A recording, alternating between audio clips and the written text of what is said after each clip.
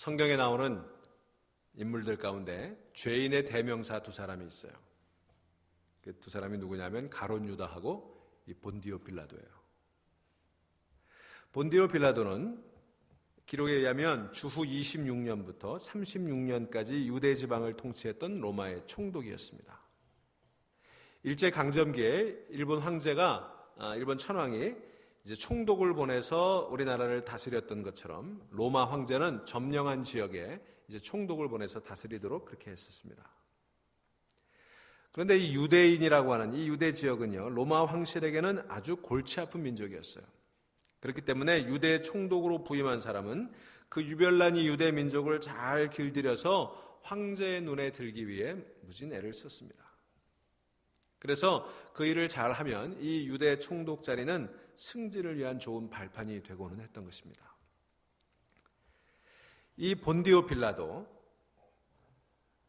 사실은 이 본디오 빌라도는 참 곤혹스러울 거예요. 우리 교회만 해도 새벽마다 모여서 새벽기도 시작하면서 사도신경 하잖아요. 그러면 본디오 빌라도에게 고난을 받으사 죽으시고, 본디오 빌라도에게 고난을 받으사 죽으시고, 전 세계에서 사도신경 외울 때마다 본디오 빌라도 그러니까 얼마나 곤혹스러웠겠어요. 그런데 이 본디오 빌라도 어떤 사람인지에 대해서는 복음서에 나오는 기록 외에도 몇 가지 역사 자료들을 통해서 우리가 알 수 있습니다. 유대 역사가였던 유세푸스라고 하는 사람의 기록에 의하면 빌라도는 유세푸스가 빌라도에 관한 여러 가지 기록들을 남겨두고 있고요. 필로라고 하는 유대 작가 역시 이 빌라도에 대한 기록을 남겨두고 있습니다. 1961년에 고고학자들이 발굴을 한 결과 파일리트 스톤, 빌라도의 돌이라고 이름 붙여진 그런 돌이 이태리에서 발견이 된 적이 있었습니다. 이런 여러 가지 기록들 또 유물로 봐서 빌라도는 실존 인물이었던 것으로 그렇게 규명이 되고 있습니다. 자, 그러니까 이 본디오 빌라도가 유대 총독으로 있을 때 그때 예수님께서 활동하셨죠. 그러니까 이 빌라도가 주후 26년부터 36년까지 유대 총독으로 있었으니까 바로 예수님의 공생애가 그 시기, 아무리 일러도 26년 이후고요. 아무리 늦어도 36년 이전이겠죠. 그 시기에 예수님께서 활동하시고 또 죽임을 당하신 것으로 그렇게 역사는 추정을 하고 있습니다. 자, 이 본디오 빌라도가 우리의 주목을 받는 이유는 예수님 재판 과정에서 그가 맡았던 역할 때문이었습니다. 당시 로마 제국은 그 자치권을 주고 총독을 통해서 다스리도록 했어요. 그리고 특히 이 유대인들에게는 상당한 정도의 자치권을 주고 있었어요. 그래서 이 유대인들의 자치권을 누가 가지고 있었냐면 공회, 그 산헤드린이라고 하는, 여러분 많이 들어보셨죠? 그 산헤드린이라고 하는 이 공회에 자치권을 주고 있었어요. 이 유대 민족이 굉장히 종교적인 민족이었고 이 로마 정부가 알았던 거예요. 이들의 이 종교성은 자기들이 섣불리 건드렸다가는 큰일 나겠다고 생각을 해서 특별히 이 종교적인 문제에 관해서는 이 산헤드린 의회에다가, 이 공회에다가 상당한 자치권을 두고 있었어요. 그래서 유대인들이 대부분 이 산헤드린을 통해서 이제 자기들의 문제들을 해결해 나가고 그렇게 하고 있었죠. 그런데 이 산헤드린이 할 수 없는 일이 한 가지 있었어요. 그게 뭐냐 하면 사형을 집행하는 일이었습니다. 다른 건 다 할 수 있었는데 이 산헤드린이 사형만큼은 할 수가 없었어요. 그 일은 꼭 총독에만이 할 수 있도록 그렇게 되어 있었습니다. 그래서 예수님을 이 산헤드린이 재판하고 빌라도 총독에게 데리고 온 거예요. 왜냐하면 자기들이 사형시킬 수가 없으니까. 그래서 총독을 끌어들인 거죠. 그래서 예수를 죽게 한 궁극적인 책임이 빌라도에게 있게 된 거예요. 하지만 여러분 오늘 읽은 본문의 내용도 그렇고요. 우리가 알고 있는 내용을 종합해보면 빌라도에게 예수님의 죽음의 모든 책임을 지우는 게 좀 부당해 보이지 않으세요? 복음서의 기록에 의하면 빌라도는 예수님에게 아무런 문제를 찾을 수 없다고 결론지었어요. 무죄라고 판결을 내린 거예요. 아무리 봐도 예수와 그의 추종자들이 로마의 통치에 별로 방해가 되고 걸리적거릴 것처럼 여겨지지 않았던 것입니다. 그래서 어떤 핑계로든지 이 예수를 풀어주려고 했던 거예요. 여러분 우리가 오늘 요한복음을 읽었습니다만 누가복음에 보면 참 흥미로운 기사가 나요. 여러분 가끔 뉴스에 보시면 이게 특히 한국 뉴스에 그런 게 나오는데 이 관할권이라는 게 있죠. 경찰의 관할권. 어떤 사건이 벌어졌는데 예를 들면 영등포 경찰서에서 어떤 관할에서 무슨 사건이 벌어졌는데 보니까 거기에 관련된 사람들이 강남경찰서 관할에 사는 사람들이에요. 그러면 영등포 경찰서는 골치 아프니까 이걸 어떻게 해요? 야, 내 강남경찰서로 넘겨. 강남경찰서에서는 무슨 소리야? 사건이 영등포 경찰서 관할에서 났으니까 영등포로 넘겨. 이러고 서로 우리 관할 아니라고 그렇게 넘기는 그런 경우들 혹시 뉴스 같은 데 간혹 들어보시지 않았습니까? 바로 예수님 재판날 밤에 이루어졌던 일이 그런 일이었어요.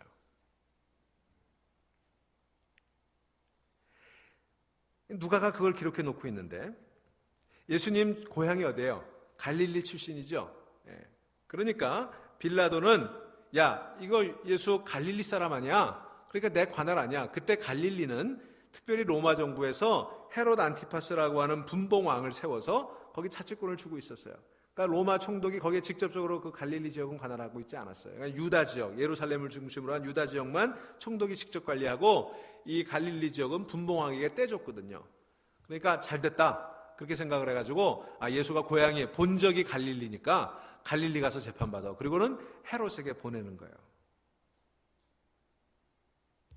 그랬더니 헤롯 안티파스는 로마 황제로부터 그 갈릴리 분봉왕으로 받고 있었는데 이 문제가 유대 관할 지역 예루살렘에서 지금 시작이 됐으니까 내 관할 아니다. 그 사람 갈릴리 사람이긴 하지만 유대에서 붙잡혀가지고 예루살렘에서 붙잡혀가지고 일이 시작이 됐으니까 나한테 보내지 마. 그러면서 예수님을 다시 빌라도에게 보냅니다. 서로 골치 아픈 거예요. 관할 다툼이 벌어졌습니다. 자, 그래서 하여튼 빌라도는 무슨 방법으로든지 피하고 싶었던 거예요. 특별히 빌라도는 마태복음 27장에 보면 그의 아내가 꿈 얘기를 하죠. 왜 여자들이 그렇게 꿈을 잘 꾸는지 모르겠어요. 그 아내가 이제 사람을 보내가지고 빌라도에게 이렇게 얘기합니다. 내가 어젯밤에 그 예수라고 하는 사람의 꿈으로 인해서 아주 말하자면 흉몽을 꿨으니까 괜히 그 일에 손대지 맙시다. 우리 별로 재수 없는 것 같아요. 손 띄십시다. 이렇게 그 전가를 받죠. 뭐 이런 여러 가지들이 중복이 돼서 하여튼 빌라도는 손을 떼고 싶었어요. 하지만 대제사장들과 장로들은 계속해서 빌라도를 압박합니다. 사형시켜야 되니까. 그들은 마침내 이 사람을 놓아주면 총독님은 황제 폐하의 충신이 아닙니다. 자기를 가리켜 왕이라고 하는 사람은 누구나 황제 폐하를 반역하는 것입니다. 오늘 그 19장 12절에 가면 그렇게 이제 빌라도를 압박하는 거예요. 이 예수를 재판하지 않으면, 당신이 예수를 처리해 주지 않으면 우리가 황제에게 직접 얘기하겠어. 그러면 당신 입장에 곤란해질 것 아니요. 그냥 빨리 처리하시오. 이렇게 압박을 한 거예요. 이건 총독 빌라도에게는 참 곤란한 그런 협박이었어요. 그래서 마태복음 27장 24절에 보면 그가 물을 가져다가 손을 씻으면서 이렇게 얘기하죠. 나는 이 사람의 피에 대하여 책임이 없으니 너희가 알아서 하라. 나는 관계하지 않겠다. 나는 손을 씻는다. 자, 여기까지 내용을 종합해 보면 빌라도는 할 만큼 한 것 같지 않습니까? 그러니까 예수를 죽게 한 책임은 빌라도에게 있지 않고 대제사장 가야바와 유대교 권력자들에게 있는 것이 분명한데 왜 본디오 빌라도에게 고난을 받고 죽었다고 우리는 날마다 이 사도신경을 외칠 때마다 그렇게 암송하는 걸까? 어떻게 보면 빌라도도 피해자처럼 보이지 않으세요? 이 유대인들 사이의 다툼 가운데 이 빌라도가 괜히 끼어들어가지고 이러지도 저러지도 못하면서 곤란한 처지에 처한 것처럼 그렇게도 보입니다. 그러니 그의 이름을 사도신경에 올려서 세상 끝날까지 주일마다 새벽기도마다 세계 모든 교회들이 그의 이름을 불러 정죄하는 거 빌라도가 생각할 때는 참 억울할 거예요. 세상에 이런 억울한 일이 어디 있어요? 저도 이런 생각을 좀 했어요. 왜 빌라도에게 이 모든 책임을 떠넘기는 걸까? 그런 동정론에 저도 한때는 동조하는 그런 생각들을 가지고 있었습니다. 하지만 지금은 그렇게 생각하지 않아요. 이 동정론은 잘못된 것입니다. 두 가지 이유가 있어요. 첫째는 제가 앞서 설명했던 것처럼 요세푸스나 필로 같은 역사학자들이 이 빌라도에 대해서 기록해 놓은 것을 통해 보면 그가 어떤 사람인지를 알 수 있어요. 그 기록에 의하면 빌라도는 로마 황제의 눈에 들기 위한 일이라면 무슨 일이든지 가리지 않는 그런 사람이었습니다. 그가 총독 자리에 있으면서 가지고 있었던 유일한 관심은 오로지 자기의 출세밖에 없었어요. 그래서 그는 로마 제국의 반역을 일으키는 일이라면 아주 무지하게 진압을 했어요. 아주 그냥 그 싹부터 잘랐던 거예요. 황제에게 과잉 충성한 여러 가지 기록들이 나오고 있습니다. 그래서 그가 주후 36년에 그 총독의 자리에서 폐위가 되게 되는데, 그것도 사마리아 지역에서 일어난 반란을 너무 잔혹하게 진압했기 때문에 그 책임을 물어서 총독의 자리에서 떨려져 나간 그런 기록들을 볼 수가 있습니다. 그러니까 그는 절대로 고뇌하는 양심, 그런 사람은 아니었어요. 기껏해야 교활한 정치인에 불과했던 거예요. 그러니까 그런 이유로 이 빌라도는 동정할 이유가 없는 그런 사람이었습니다. 둘째는 빌라도를 동정하는 제 마음의 내면을 보고 그리고 제 생각을 바꾸게 되었어요. 자, 빌라도가 했던 그 모든 일, 손을 씹으면서 나는 상관이 없다라고 한 일, 이런 여러 가지 상황들을 보면서 어쩔 수가 없는 일이었다, 그로서는 그렇게 할 수밖에 없었다라고 두둔하는 그 동정론과 그 동정론에 동조하는 저의 마음 안에는 저 자신에 대해서도 그렇게 핑계를 대고 싶은 마음이 있는 거예요. 제가 저지르는 죄의 대부분은 어쩔 수 없어, 이럴 수밖에 없어, 누구라도 그렇게 할 수밖에 없었을 거야, 이렇게 합리화하고 있는 제 자신을 발견하게 된 것입니다. 여러분 그렇지 않으세요? 우리 뭔가 양심에 거리끼는 일을 하고 정말 신앙인답지 않은 일을 하면서 뭐라고 그래요? 어쩔 수 없는 일이야, 그럴 수밖에 없어, 남들도 다 그렇게 할 수밖에 없어. 여러분, 이렇게 자기를 변명하고 핑계하는 일이 얼마나 많이 있습니까? 여러분, 하지만 정말 그렇습니까? 그렇지 않지요. 그렇게 하지 않을 수도 있었습니다. 얼마든지 있었어요.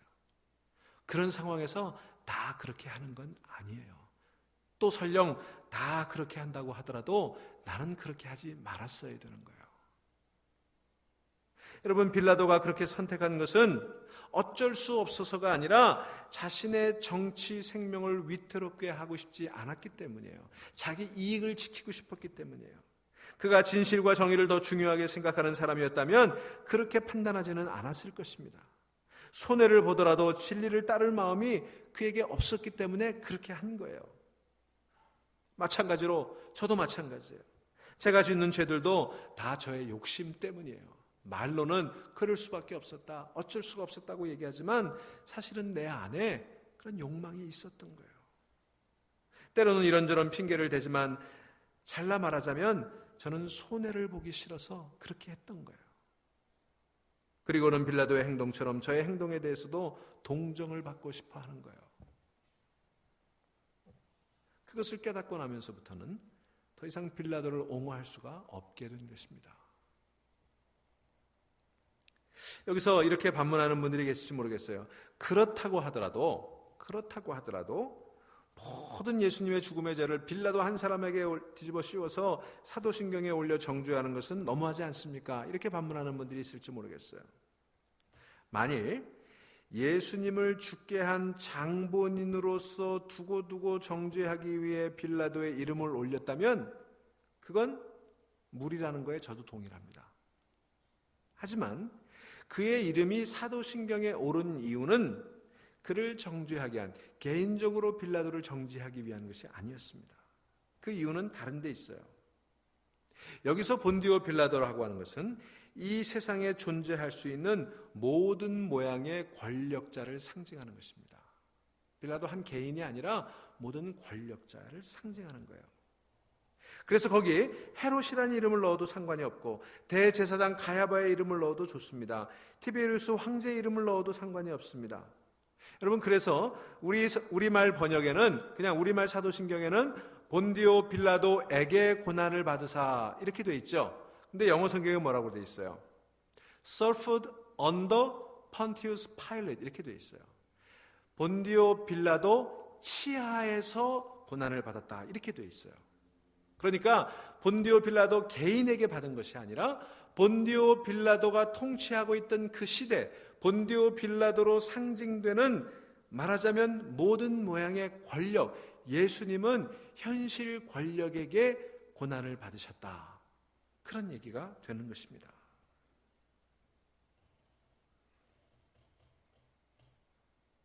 따라서 우리가 사도신경을 고백할 때 예수께서 본디오 빌라도에게 고난을 받았다라고 하는 말의 고백은 예수님께서 세상 권력에 의해 고난을 받았다, 이런 뜻으로 해석해야 되는 것입니다. 그렇기 때문에 우리는 본디오 빌라도에게 고난을 받아라고 고백하면서 왜 빌라도냐고 물어서는 안 돼요. 그 대신에 왜 예수님이 세상 권력에 의해서 고난을 받으셨는가, 이걸 물어야 되는 거예요. 이 물음은 우리 믿음의 본질에 아주 중요한 진실을 말해주는 것입니다. 여러분, 지난 2000년 동안 예수님을 혁명가, 정치혁명가, 레볼루셔너리로 만들려는 시도들이 끊임없이 있어 왔어요. 가장 먼저는 제자들부터가 그랬습니다. 제자들은 예수님을 혁명가라고 생각했어요. 그래서 그들은 예수님에게 인해 실망하고 말았죠. 예수님은 실제로 정치 권력에 아무런 관심이 없었습니다. 갈릴리 군중들이 예수님을 왕으로 추대하려고 할 때도 예수님은 거기에 관심을 보이지 않으셨어요. 그래서 미련 없이 저들이 왕으로 세우려고 하니까 숨어버리셨어요. 몸을 감추셨습니다. 예루살렘에 예수님이 올라가셨을 때도 그분은 왕좌에 오른 것이 아니라 십자가에 달려 처형을 당하고 마르셨어요.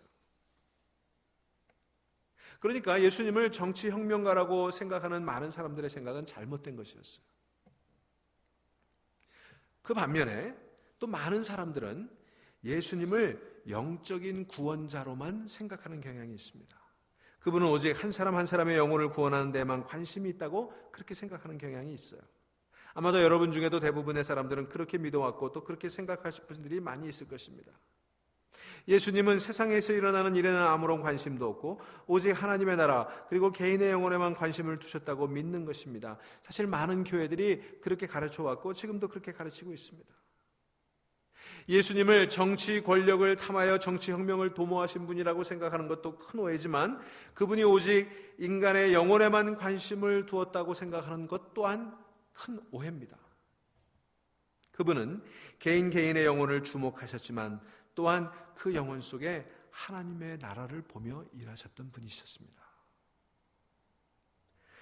예수님은 한 사람을 만나서 그 영혼을 들여다보실 때 그 마음 속에 있는 하나님의 나라를 보셨어요. 한 사람의 영혼이 하나님을 만나 변화되는 작은 사건들이 모여서 온 세상이 하나님의 나라로 변화되는 거대한 사건이 일어나기 때문에 예수님은 한 영혼을 주목하셨을 뿐만 아니라 그 영혼 속에서 하나님 나라를 보셨던 거예요. 예수님은 세상 권력을 원하지 않으셨지만 세상을 하나님의 나라로 바꾸기를 원하셨습니다. 모든 인류가 하나님을 왕으로 섬기고 그렇게 살아서 이 세상에 온전한 정의와 사랑이 실현되기를 예수님은 간절히 소망하셨어요. 그런 세상을 만들기 위해 그분은 한 사람 한 사람의 마음을 바꾸려고 하셨습니다. 과거에는 총과 칼로 세상을 바꾸려는 사람들이 있었습니다. 또 요즘은 돈으로 세상을 바꾸려는 사람들이 있습니다. 그 모든 사람들은요, 사실은 자기 나라를 만들려고 하는 거예요. 그러나 하나님의 나라는 그런 것으로 만들어지지 않습니다. 하나님의 나라는 총칼로도 만들어지지 않고 하나님의 나라는 돈으로도 만들어지지 않고 하나님의 나라는 이념으로도 만들어지지 않습니다. 하나님의 나라는 오직 사랑으로, 오직 희생으로, 오직 섬김으로만 만들어지는 나라인 줄로 믿으시기를 바랍니다. 자, 그래서 여러분, 권력을 가진 사람은요, 이런 하나님의 나라가 오는 것을 원치 않아요. 왜? 사랑이 싫거든요. 섬기는 게 싫거든요. 희생하는 게 싫거든요. 자기들이 원하는 나라, 자기들이 원하는 권력은 그게 아니거든요. 그래서 이런 하나님의 나라가 오는 것을 원치 않습니다. 왕이나 대통령 같은 큰 권력을 가진 사람도 그렇고 그런 사람들뿐만 아니라 아주 작은 권력, 무슨 조그만 직장에서 권력을 가진 사람들도 그래요. 원죄의 굴레 속에 갇힌 사람들은 자기의 욕심대로 살기를 원하고 그 수단으로 권력을 얻으려고 합니다. 그렇기 때문에 예수님은 세상 권력과 충돌할 수밖에 없었어요. 빌라도만이 아니라, 본디오 빌라도만이 아니라 당시의 권력자들은 다 예수님을 불편하게 생각했어요. 그래서 예수를 제거하는데 대제사장들이나 헤롯이나 빌라도나 다 손을 잡은 거예요. 바리새파 사람들이나 사두개파 사람들이나 원래 두 사람들은요 원수예요, 원수. 서로 얼마나 사이가 안 좋은지 몰라요. 그런데도 예수님을 잡아 죽이는 일에는 손을 잡았어요. 왜? 그런 하나님 나라가 싫으니까. 섬김과 사랑과 희생으로 오는 하나님의 나라를 그들은 원치 않았던 것입니다. 여러분, 여기에 우리 믿음의 본질이 있습니다. 하나님의 아들 예수 그리스도께 대한 우리의 믿음은 개인의 영혼으로부터 시작하지만 결코 개인의 문제에 국한되지 않습니다. 믿음은 영적인 것이지만 영적인 것으로만 머물러 있지 않습니다. 한 사람의 영혼이 하나님을 참되게 만나게 되면 그 사람은 모든 것이 변합니다. 그렇게 되면 그 사람이 맺고 있는 모든 관계도 변하기 시작을 합니다. 배우자의 관계가 달라지고 자녀들 혹은 부모와의 관계가 달라지며 친구들과의 관계가 달라지게 되는 것입니다. 심지어 원수와의 관계까지도 달라지게 되는 거예요. 그렇기 때문에 한 사람이 진실로 하나님의 사람이 되면 그 사람이 사는 사회가 달라질 수밖에 없게 되는 것입니다. 왜냐하면 사회는 그 한 사람이 맺고 있는 관계잖아요.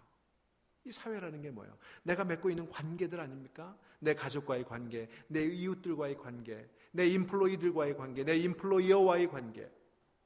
내가 변하면 관계가 변하고 관계가 변하면 사회도 바꿔지게 되는 거예요.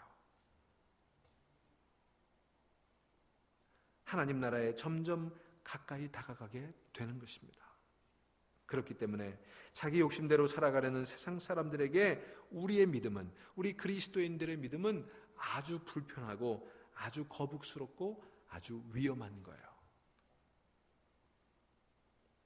오늘 우리가 요한복음 18장에서 예수님께서 빌라도에게 신문 받는 장면을 읽지 않았습니까?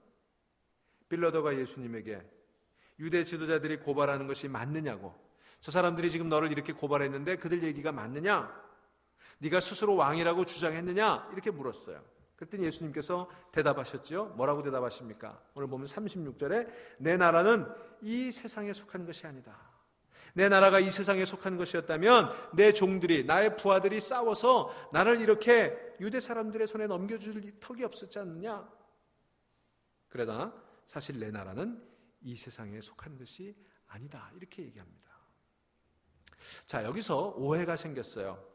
이 첫 번째 문장에 오해의 소지가 있는 거예요. 내 나라는 이 세상에 속한 것이 아니다 라는 말이 내 나라는 이 세상과 관계없어, 내 나라는 다른 세상에 속한 것이요, 이렇게 들리기 때문에 우리가 오해를 하게 되는 거예요. 그런데 여러분, 이 말의 뜻은 그런 게 아닙니다. 여러분, 예수님이 추구했던 예수님의 나라는, 하나님의 나라는 이 세상 나라와 관계없는 나라가 아니에요. 여러분, 예수님 기도를 가르치시면서 뭐라고 가르쳐 주셨어요? 하나님의 나라가 이 땅에 임하게 해달라고 기도하셨잖아요. 이 땅에 임하시옵소서. 그러니까 하나님의 나라는 이 땅과는 관계없는 그런 나라가 아니에요. 관계가 있는 나라예요. 하나님의 나라는 누가복음 17장 27절에 너희 가운데 있다 말씀하지 않았습니까? 하나님 나라는 우리가 죽으면 가는 저 뒤 우주 끝에 있는 그런 나라가 아니라 우리 안에 있는 나라예요. 그러니까 이 세상과 관계가 있는 나라예요. 그분의 나라는 이 세상을 초월하지만 또한 이 세상을 포함하는 것입니다. 이 세상 안에 이루어져야 되는 그런 나라입니다. 그러니까 내 나라는 이 세상에 속한 것이 아니오라고 하는 이 말은 하나님의 나라는 우리가 아는 그런 나라와 종류가 다르고 성격이 다르다, 그런 뜻으로 받아들여야 되는 거예요. 지도에 그려넣을 수 있는 그런 나라, 혹은 총칼로 지킬 수 있고 또는 빼앗을 수 있는 그런 나라가 아니라는 얘기예요. 인간의 힘으로 빼앗고 지킬 수 있는 그런 나라가 아니라는 것입니다. 오히려 하나님의 나라는 모든 힘을 빼고 자신을 열 때 임하는 나라가 하나님의 나라예요. 세상 나라는 힘으로 빼앗고 힘으로 지키는 나라지만 하나님의 나라는 내 힘을 다 뺄 때, 내 힘을 다 내려놓을 때 비로소 이루어지는 나라예요. 그런 의미에서 하나님의 나라는 세상의 나라와는 상관이 없다. 예수님 그런 뜻으로 말씀하신 거예요. 그 나라는 지금 이곳에 임하지만 또 영원한 나라입니다. 그 나라의 왕은 예수 그리스도이십니다. 그 나라에는 정의와 진리가 충만합니다. 예수님은 지금 그런 나라에 대해서 말씀하고 계시는 거예요. 그런데 빌라도는요, 한 번도 그런 나라를 본 적도 없고 생각해 본 적도 없어요. 그러니까 이게 무슨 말이냐 싶어서 반문을 합니다. 37절에 뭐라고 반문합니까? 그러면 당신이 왕이요. 긴 말하지 말고 딱 부러지게 얘기하라는 거예요. 난 못 알아듣겠으니까 그냥 쉽게 얘기하라는 거예요.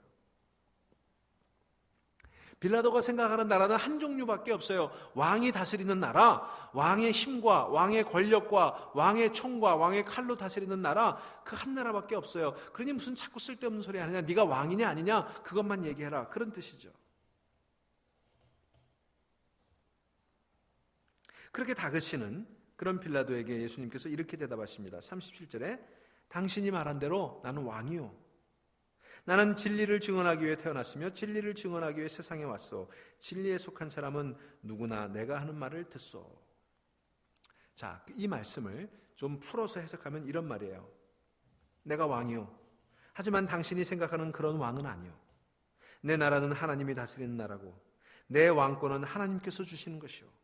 내가 왕인 것은 권력을 가지고 있어서가 아니라 참된 진리를 알기 때문이고 진리를 증언하고 있기 때문이요. 당신이 나를 몰라보는 이유는 진리를 모르기 때문이지. 진리를 구하는 사람은 내 말을 알아듣고 내 나라의 시민이 된다오. 당신도 진리에 눈을 뜨면 내 나라의 시민이 될 수 있어. 어떻게 한번 그렇게 해보지 않겠소? 이런 뜻인 거예요.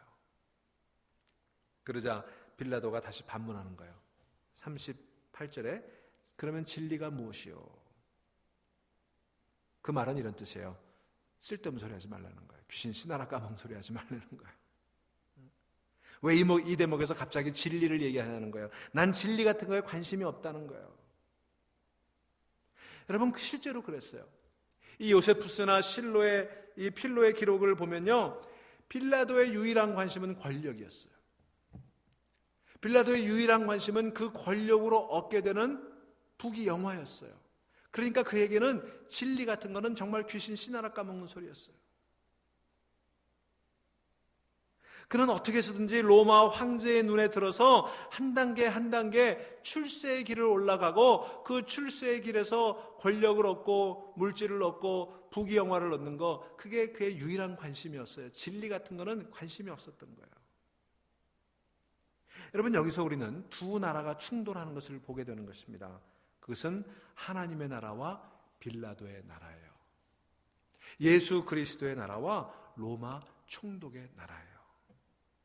이 두 왕이 마주선 것을 보는 거예요. 하나님, 우리의 왕이신 참 왕이신 하나님과, 그리고 세상의 왕인 빌라도, 세상의 왕인 로마의 시저.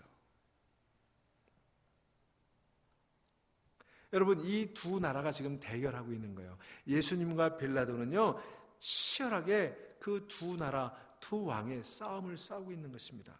근데 누가 이겼어요? 누가 이긴 것처럼 보입니까? 총독 빌라도가 이긴 것처럼 보이죠. 총독 빌라도에게 진리의 왕이신 예수님은 참 무기력하게 죽임을 당했어요. 십자가 위에 달리신 예수님을 볼 때 하나님 나라는 허튼 소리처럼 들렸습니다. 그런데 죽임을 당하신 예수님께서 어떻게 되셨어요? 사흘 만에 부활하셨죠. 그렇게 부활하신 하나님의 나라는 국경을 넘어서 누룩처럼 번져나가지 않았습니까? 그래서 로마 황제들은 예수를 왕이라고 부르는, 예수를 하나님으로 왕으로 섬기는 그 사람들을 없애기 위해 끊임없이 칼을 휘둘렀지만, 그러면 그럴수록 그의 나라는 점점 더 국경을 넘어서 점점 더 깊숙이, 점점 더 멀리 퍼져 나갔던 것입니다. 그리고 마침내 스스로 신이라 불리기를 원했던 황제 콘스탄틴이 그 예수 앞에 무릎을 꿇지 않습니까? 비로소 누가 진짜 왕인지, 어떤 나라가 참된 나라인지 밝히 드러나 버리게 된 것입니다. 사랑하는 여러분, 우리가 믿는 믿음은 이런 것입니다. 우리가 왕으로 섬기는 분은 이런 분이십니다. 우리가 속한 하나님의 나라는 이런 나라예요. 하나님의 아들 예수 그리스도, 참 신이요 참 인간으로 오신 그분을 주님으로 믿을 때, 그분의 보혈은 우리의 죄를 씻어주시고 그분의 성령은 우리를 새로 지어주십니다. 새로 지음받은 우리는 하나님 나라의 시민이 되는 거예요. 죽어서 그 나라가 임할 때까지 우리는 이 땅에서 그 나라의 시민으로 살아가고, 그렇게 해서 이 세상을 하나님의 나라로 바꾸어 가는 것입니다. 여러분, 이걸 믿으세요? 이게 우리의 믿음이에요. 우리의 믿음은 그렇게 하찮은 게 아니에요. 우리의 믿음은 작은 내 마음속에서 예수님을 향한 믿음으로 시작이 되지만, 내 영혼의 구원으로부터 시작이 되지만, 그러나 참 신이시고 참 왕이신 그 예수님을 받아들이는 순간, 그 예수님의 십자가의 보혈로 우리가 구원받게 되는 순간, 이제 그것은 더 이상 내 안에 머물러 있지 않고 내 영혼만 건드리는 것이 아니라 온 세상을 다 뒤집어 엎는 그런 나라가 되는 것입니다. 그래서 사도 바울이 빌립보 교인들에게 편지를 쓰면서 이렇게 얘기했던 것입니다. 빌립보서 3장 18절 19절이에요. 오늘 아침 제가 설교했던 말씀입니다. 내가 오늘 여러분에게 여러 번 말하였고 지금도 눈물을 흘리면서 말하지만, 그리스도의 십자가의 원수로 살아가는 사람이 많이 있습니다. 그들의 마지막은 멸망입니다. 그들은 배를 자기네의 하나님으로 삼고 자기네의 수치를 영광으로 삼고 땅의 것만 생각합니다. 여러분, 2000년 전에 예수님께서 이런 말씀을 하셨다는 게 놀랍지 않습니까? 배를 자기네 하나님으로 삼는다라고 하는 말은 육체적인 만족을 최고의 목표로 두고 산다, 그런 뜻입니다. 자기네의 수치를 영광으로 삼는다라고 하는 말은 부끄러운 줄도 모르고 죄를 자랑하고 선전한다, 그런 뜻이에요. 땅의 것만을 생각한다라고 하는 말은 물질적인 것을 전부로 여기고 산다, 그런 뜻입니다. 여러분, 오늘 우리들의 모습을 정확하게 그려주고 있는 거 아니에요? 여러분 보세요. 오늘 세상 사람들이 어떻게 살아가고 있는지, 이 땅의 사람들이 어떻게 살아가고 있는지. 여러분, 배를 자기 하나님으로 삼고 있잖아요. 그래서 자기 배부르는 게 최고의 목적이잖아요. 그래서 수치를 수치인 줄 모르고 그것이 좋은 건 줄 알고 그것을 쫓으며 살아가잖아요. 여러분 요즘 한국의 지도층들을 한번 살펴보세요. 최고 학교를 나와서 최고의 고시를 합격해가지고 최고에 오른 사람들, 그 사람들이 하는 짓이 뭐예요? 탈세하고 위장 전입하고 부동산 투기하고 불법으로 자식들 군대 안 보내고. 여러분, 여기까지는 다 좋아요. 여기까지는 다 좋아요. 내 자식 군대 안 보내보고 싶은 마음 저도 이해해요. 우리 부모님도 그러셨어요. 저도 그럴 거예요. 그 마음 이해해요. 그랬으면 자식을 부끄럽게 하지는 말아야 되잖아요. 장관 자리 하나 하겠다고 나와가지고 내 자식 병신이요 이러고 있잖아요. 내 자식 병신이라고 군대 안 갔다고 떠드는 거잖아요. 여러분, 어떻게 아비가 돼가지고 자기가 장관 자리 한번 하겠다고 내 자식 병신이라고 TV에 나와서 떳떳하게 얘기를 합니까? 수치를 영광으로 아는 거예요. 그렇게 해서라도 장관이 되면 그게 영광으로 아는 거예요. 수십억씩 재산을 가진 사람들이 10만 원, 20만 원 세금을 떼어먹고, 그러고도 부끄러운 줄 모르고 TV에 나와가지고 변명하는 거예요.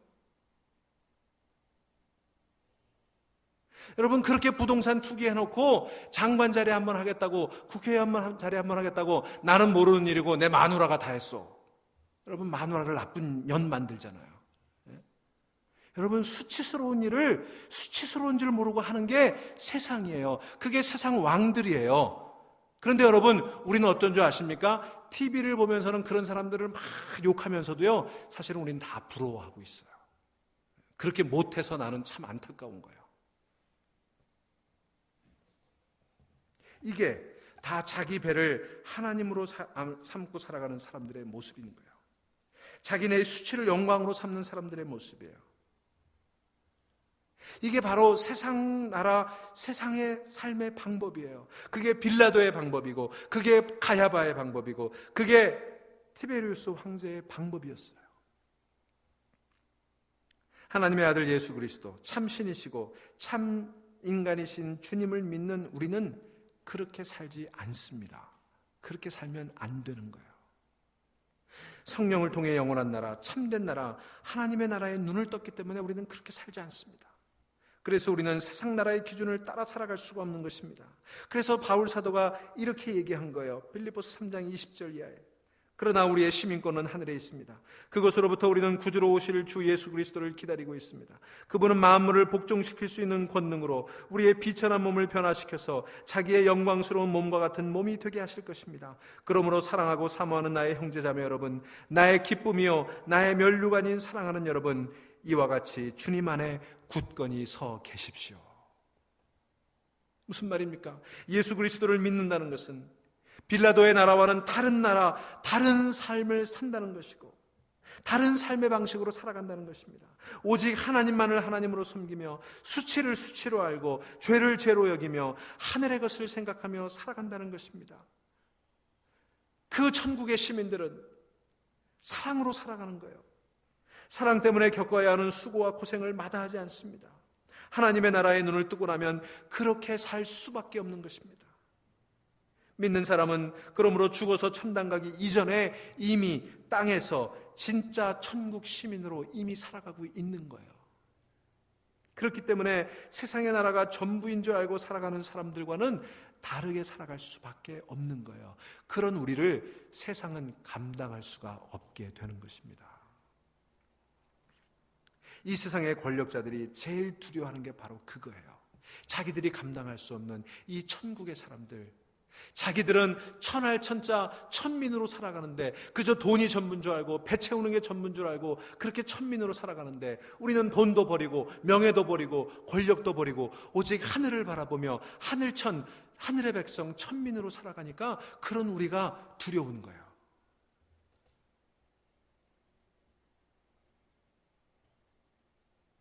그런 우리가 있는 한, 그런 하나님의 나라가 이 세상에 임하는 한 더 이상 사사로운 욕심을 위해 권력을 사용할 수가 없기 때문에, 권력을 통해 누렸던 것들을 내려놓아야 하기 때문에, 그래서 세상 권력자들은 하나님의 나라를 진실하게 믿고 그 나라의 시민답게 천국의 시민으로, 하늘의 백성으로, 하늘천 천민으로 살아가는 저와 여러분들을 두려워하게 되는 거예요.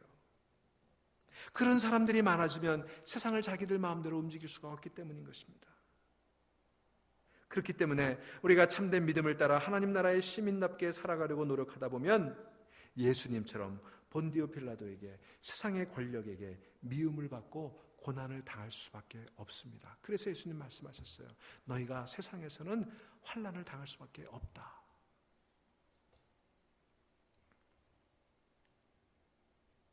많은 사람들이 예수님의 보혈의 공로로 죄사함 받고 그분의 능력으로 축복받아 살고 그러고 죽고 나면 천당에 가는 것이 전부라고 생각하는 신자들이 많이 있습니다. 여러분, 그렇게 생각하는 신자들은요, 세상 권력자들에게 아무런 위협이 되질 않아요. 세상 권력자들은 그런 기독교인을 무서워하지 않습니다. 그런 기독교인들이 많아지기를 원합니다. 하지만 스스로 하나님 나라의 시민이라고 믿고 살아가는 사람들은 세상의 권력자들에게 골칫거리가 됩니다. 그런 사람들은 자기 혼자 축복받고 자기 혼자 천국 가는 것에 만족하지 않기 때문입니다. 이 세상에서 이미 하나님의 나라가 만들어지도록 그렇게 기도하고 그렇게 헌신하기 때문입니다. 사랑하는 여러분, 저와 여러분의 믿음은 어떤 믿음입니까? 우리의 믿음은 우리에게 어떤 변화를 일으켰습니까? 우리는 우리의 가지고 있는 믿음으로 하나님 나라를 보고 있습니까? 우리가 이미 그 나라의 시민임을 믿고 있습니까? 그 나라의 시민다운 삶의 변화가 내 안에서 일어나고 있습니까? 우리는 하나님의 나라를 마음에 품고 이 세상을 바라보고 있습니까? 이 세상을 하나님의 나라로 바꾸시려는 하나님의 그 간절한 마음을 우리 마음속에 함께 느끼고 있습니까?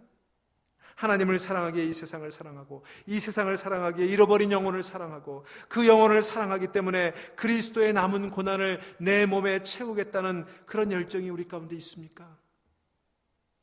배를 하나님으로 삼고 수치를 영광으로 자랑하며 오직 땅의 것만 생각하고 살아가는 이 땅의 빌라도들에게, 이 땅의 헤롯들에게, 이 땅의 가야바들에게 과연 우리는 어떻게 비춰지고 있습니까? 저런 신자들이라면 그들로 인해 이 땅이 가득 채워진다고 한들 무슨 문제인가, 혹시 이렇게 세상 권력자들이 생각하고 있는 건 아닐까요? 우리가 진정 예수님이, 우리 주님이 빌라도에게 고난을 받으셨다 고백하는 사람들이라면 이 땅의 권력자들이 우리로 인해 불편해하고 이 세상의 사람들이 우리 때문에 두려운 마음을 가져야 되는 것입니다. 빌라도에게 고난을 받으신 주님을 믿는 사람들은 선한 사람들이기도 하지만 동시에 의로운 사람들이기 때문에 그렇습니다. 그렇기 때문에 우리는 세상의 통치자들에게 두려운 존재가 되어야 합니다. 우리의 믿음이 온전하지 않으면 본디오 빌라도에게 무시당할 뿐만 아니라 때로는 우리가 그 본디오 빌라도의 자리에 서게 될 것입니다. 예수님을 십자가에 죽게 한 대제사장 가야바가 믿음이 없었습니까? 여러분, 대제사장이었어요. 믿음의 사람이었어요. 그는 하나님을 가장 잘 믿는다고 생각했던 사람이었습니다. 하지만 그는 믿음이 있었다고 생각했지만 하나님 나라를 본 적이 없었어요. 그런 까닭에 예수님을 통해서 확산되어 가고 있던 하나님 나라를 없애버리려고 했던 거예요. 그래서 본디오 빌라도하고 한통속이 됐고 그를 이용하려고 했던 것입니다. 여러분, 까딱 잘못하면 우리도 그렇게 될 수 있어요. 우리도 하나님 잘 믿는 가야바가 될 수 있어요.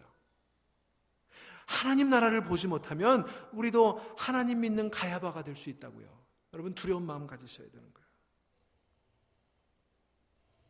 그러므로 우리는 예수께서 본디오 빌라도에게 고난을 받으셨다고 고백할 때 우리가 지금 하나님 나라를 거부하고 있는 것은 아닌지, 하나님 나라를 억압하고 있는 것은 아닌지 스스로 묻고 스스로 살펴야 될 것입니다. 그러므로 사랑하는 여러분, 우리 스스로에게 주어진 우리의 부름을 잊지 마시기를 바랍니다. 이 땅에서 하나님 나라의 눈뜨시고 그 나라의 시민답게 살아갈 수 있게 되기를 결단하는 여러분 되시기를 간절히 바랍니다. 우리 주변에는 그런 사람을 거부하고 외면하고 박해하려는 빌라도들로 가득 채워져 있습니다. 나의 이익과 욕망을 생각한다면 나도 빌라도의 친구가 되어 배를 하나님으로 삼고 수치를 자랑하며 땅의 것만을 살아가게 될 수밖에 없는 것입니다. 그것은 비록 지금 볼 때는 잘 사는 것처럼 보일는지 모르지만 가장 희망이 없는 삶입니다. 때로는 소련을 당하고 때로는 무시를 당하고 때로는 박해를 당해도 하나님 나라를 생각하고 그 나라의 시민답게 살아갈 수 있게 되기를 간절히 축원합니다. 그것이 진정으로 성공하는 길이에요. 그것이 오늘 예배하는 여러분들, 사도신경을 고백할 때마다 여러분들 속에 반복되는 그런 고백이 될 수 있기를 주의 이름으로 간절히 축원합니다. 우리는 하늘의 백성, 하나님을 왕으로 섬기며 하늘나라를 살아가는 천국의 백성, 하늘의 백성, 그 백성인 줄로 믿으시기를 바랍니다. 우리 기도하시겠습니다.